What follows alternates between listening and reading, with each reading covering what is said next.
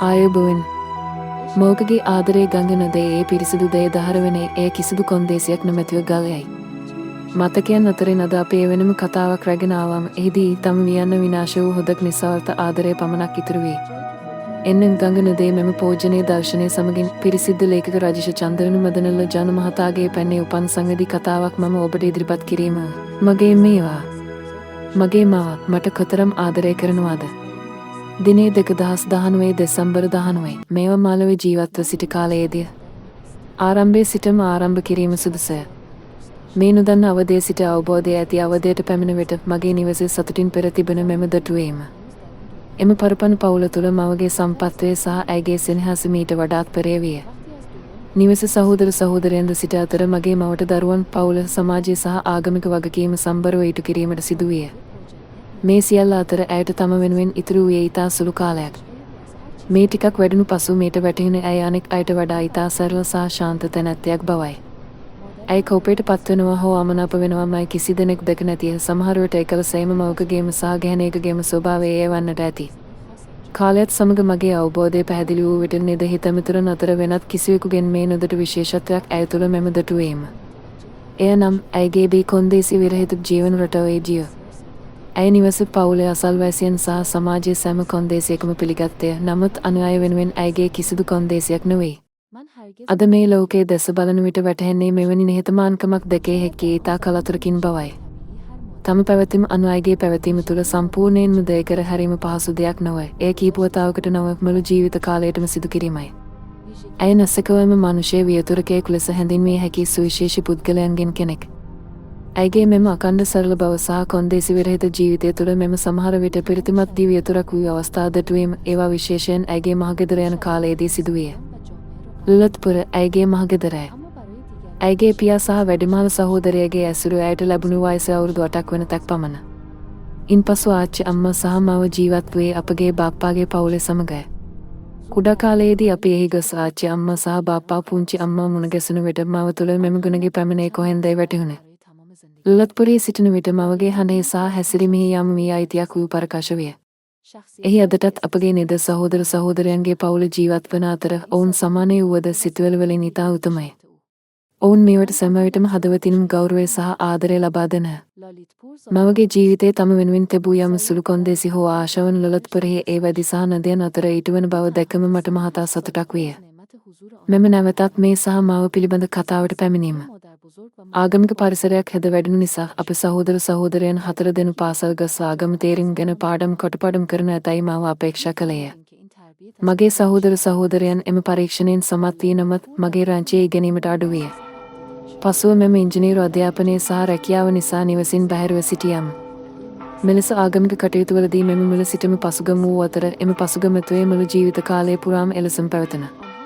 වසර 5කට පෙර පියාගේ අභාවයෙන් පසු මව නිරන්තරයෙන් දුර්වල වූ අය. ඇය පසුගිය වසර 2ක සිට සන්ධ රෝගය හේතුවෙන් ඇඳට සම වී සිටි. මල්ලිගේ පවුලේ අයට නිසා ලෙස සත්කාර කරත්. ඇයගේ ශරීරයේ දෙනු කළ වසේ පහේ තැහිකට වඩා වැඩි නැති නමුත් මෙම දුෂ්කර තත්ත්වයේද පවා ඇයගේ සහජ ලක්ෂණ නැසල පැවති. ඇය දෙනෙකුට එක්වරක් පමණක් ආහාර ගන්න අතර ඇයගේ සම්පූර්ණ අවධානය මක්ෂ මාර්ගය වෙත යොමු කර ඇති. ශාරීරික දුර්වලතා තිබියදීත් ඇය මානසිකව ඉතා සැකරේ ජීවිත කාලය පුරාම කියව සහ ඉගෙනගත් සියලුම පාඩම් ඇයට අදටත් කොටපාඩමයි. ඇයගේ ලෝකයේ දැන් එක් කාමරයකට සම වී ඇති නමුත් එහි පවා ඇයට කිසිදු දී කොන්දේසියක් වී නැත. දැන් ලෞකික කරුණු ඇයට නිෂ්ඵල බව පෙනේ. ඇය බොහෝ විට එක්වකයක් පැවසියේ හිසමට සීමාව සමගින් සීමාව. එනම් ඇයට යම් කරදරයක් වූ අයගෙන් ඇය සීමාව අයදන අතර නොදැනුවත්ව ඇයට යම් දෙකක් දෙන අයට ඇය පහසුවෙන් සමාව ලබා දෙයි. මගේ වැඩිමහල් සහෝදරය දුකරන වී මම සතියේ හඳුනාගෙන ඇති. ඇය දිනපත දුරකථනයෙන් මේවට ආගමික පාඩම් කියා දේ. මේවට ඒ සියල්ල මතක් ඇති නමුත් ඇය ඉතා හැඟම්බරව ඒවා ආසයි. මේ පැවස පරිදි ආගමික දොෂ්ටකණයෙන් මම ඇයගේ පසුගම වී පැතිරේවීම. දරණ සිටින නිසා මට ඇය වෙනුවෙන් සිජුවම විශේෂ යමක් කළ නොහැක. මීට මාස 2කට පමණ පෙර මීට සිතුණු මමත් ඇයට ආගමික පාඩම් කියා දෙන්නෙත් ඇයගේ සතුට වැඩවන ඇති බවයි. එතන සිට සෑම නිවාඩු දෙනකම මම පෙයක දුරකථනයෙන් ඇයට ආගමික පාඩම් කියා දැම. ඇය නැයිවසිල්ලෙන් මගේ ඇමතුම එනතුර බලා සිටින අතර කතා කරන අතරතුර විවිධ පාඩම් පවසන ලෙස මගෙන් ඉල්ලා සිටියා. පසුගිය සති 2ක සිට ඇය මගින් වී භක්තිමරිසොත්තරේදී ඇසීමට කැමැත්ත පළ කරයි. මෙම සොත්තරේ සංස්කෘත ශාලක 48 නිවැරදි උච්චරණය මට විශාල අභියෝගයක්. ඇයට මේ සියල්ල කොටපාඩමේ, නමුත් මගින් එය ඇසීම ඇයට මහතා සතුටක් ගෙන දෙය. සතියකට වරක් පැයක් මෙලෙස කිරීම ඕනෑම අයෙකුට සිතන්නට පුළුවන්. මගේ මව මගින් කතරම් සුළු දෙයක්ද බලාපොරොත්තු වෙන්නේ. නමුත් ඇත්ත වශයෙන්ම ඇය දෙන්න හෝ මේ දෙන්නේ ඇය මගින් කොතරම් විශාල වී දෙයක් බලාපොරොත්තු වෙනවද යන්නයි. ඇත්ත වශයෙන්ම මගේ මව මගින් බලාපොරොත්තු වන්නේ මගේ යහපත් සඳහා විමක්ෂ මාර්ගයේ බී ගමන් කිරීමයි. මෙම මාර්ගයේ ගමන් කිරීම කතරම් විශාල කාර්යයක්ද සහ එහි සාර්ථකත්වය කතරම් දුෂ්කරද යන්න දෙන්නේ නොවන්තයෙන් පමණි. ඇයගේ ජීවිතය තුළ පුදුමකරු සකාලනයක් පෙනේ. ලෞකික දොෂ්ටකණයෙන් ඇයගේ ජීවිතයේ මෙම පාදයේ සබකාරයයි. තම වෙනුවෙන් ජීවත්වීම නොව ඔබ ලෝකයේ වෙනුවෙන් ජීවත් වෙන්නේ. නමුත් මේට සමාන්තරව ඇය තුළ වී තමාගේ විමුක්තිය පිළිබඳ උතුම් හැඟීමද පැවතෙන. ඇය අපට සහ පසුව මගේ දියණියන් දෙදෙනාටද කුඩා කල සිටම යහපත් හැසිරීම පිළිබඳ අධ්‍යාපනය ලබා දුන්නේ. ඇයගේ රැකවරණය යටතේ ලියන් දෙදෙනාගේ පෞරුෂයද වර්ධනය විය. ඇය ඇයගේ සියලු මුණුබරියන්ගේ ආදර්ශය වූවාය. ඇය සෑම විටම පවසන්නේ නරක ගැන කතා කරමින්ද නරක පැතරේ. එබැවින් නරක ගැන සඳහන් නොකර යහපත් ගැන පමණක් කතා කරමින් නරක නැති කළ හැකියි. මේ සම්බන්ධයෙන් මගේ වැඩිමහල් සහෝදරය කරන මවගේ ස්වභාවය සිහිපත් කරමින් හැඟම්බරව මෙසේ පැවසියේ. මියා අනේ අයගේ දේ කටයුතු වලින් සෑම විටම ඈත් වී සිටි අතර වී තමාගේ සහ අනුන්ගේ බී කියා දෙයක් නැති බව අපට ඉගෙනුවාය. මෙම ඉගෙනීම අපට සමාජයේ ගෞරවය ලබා දෙන වටිනා සම්පතක්. අපි මිනිසුන් එක්සත් කිරීමට විශ්වාස කරන අතර කිසිවක් අතර අසමගිය ඇති කිරීමට හේතු නොවීම.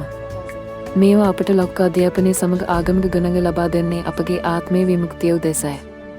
අපේ ඇයගේ දරුවන් වීම මහතා වාසනාවක්. ඇයගේ උපකාරයට අප සමද ණයගත වන්නම්. දෙනේ 2022 අපරාල වැසි 6. ඇයට ඇයගේ දරුවන්ගෙන් භෞතිකව කිසිවක් අවශ්‍ය නොවේ. ඇයට අවශ්‍ය වූයේ අපේ ආගමික රංචයක් ඇති වූ සතියේ අවබෝධ කර ගැනීම පමණි. ඇයගේ මෙම බැඳීම සියලු ජීවන්ගේ යහපත උදෙස වූ කරුණාව වනය. 2020 අපරාල වැසි 6 දෙනු මේ වගේ අභවයෙන් පසු කරන වසඟද සමයේ උදවිය. පන්සල වසා දමා තිබුණා.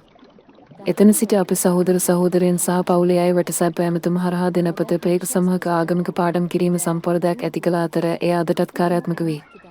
අපට ආත්මික විමුක්තිය ලබාගත හැකිද නැද්ද යන්නේ අපගේ කෙරෙමේ මෛත්‍රඳ පැවති. නමුත් මෙම ප්‍රේක පාඩම් අපගේ දී විමුක්තිය දී වෙනුවටම අප වෙනුවෙන් තබී ගිය ඒ බී අවසන් බලාපොරොත්තුව දී වෙනුවෙන් කැප කිරීම. මෙම වැඩපිළිවෙල අඛණ්ඩත්වය මගේ වැඩිමහල් සහෝදරය කරන බල සහෝදරය ශුභ සහ මගේ බිරිඳ රචන විසින් සාතික කරනු ලැබුවා. අද මේ වගේ මතකයන්ට උපහාර පද කරමින් අද එක් කලේ මෙම පොදු සමග මම ඉදිරිපත් කිරීම නැවත බෙදා ගැනීම. දැන් ඔබ ශ්‍රවණය කළ රාජේෂ් මහතා තම මව වෙන චන්ද්‍රනි ජන මහත්මිය වෙනුවෙන් කළ ඒ ගෞරව උපහාරයයි. මේ වගේ ABIT සහ අවසන් මහතා පව තම දරුවන් වෙනුවෙන් වූ ඒ පෝජනීය බලාපොරොත්තුව අපට සිතන්නට පෙළඹවන්නේ දෙමාපියන්ගේ දිසබබී ආදරය අපගේ ආත්මයේ දියුණුව තුළ පවතින බවයි. අද මව භෞතිකව අපේ අතර නැති නමුත් ලේඛකයා සහ ඔහුගේ පවුලේ අය විසින් කරනු ලබන සමූහික ආගමික පාඩම් මවගේ ඒ අවසන් බලාපොරොත්තුව ජීවමානව තබා ඇති. සැබවින්ම නරක ගැන කතා නොකර යහපත් තෝරා ගැනීම මේවට කරන සැබෑ උපහාරයයි. අද මේ බෙදා ගන්න විට සතුටු මහතා දෙකක් දෙනු රාජේෂ් මහතාගේ බල සහෝදරය ශුභ මහත්මියදී 2026 ජනවාරි 5 වෙනිදා මාළවෙහෙර දම මවගේ මවතම අනන්ත ගමනක් නිකම් ගොස් ඇති. එවැනි සනහබර මවකගේ ඒ දියණියටද මෙම ඉදිරිපත් කිරීම හරහා අපගේ උපහාරය පද කිරීම. අද දැනටම පමණයි. ඔබ අදහස් අපට ලබා දුන්න. සුවතියි.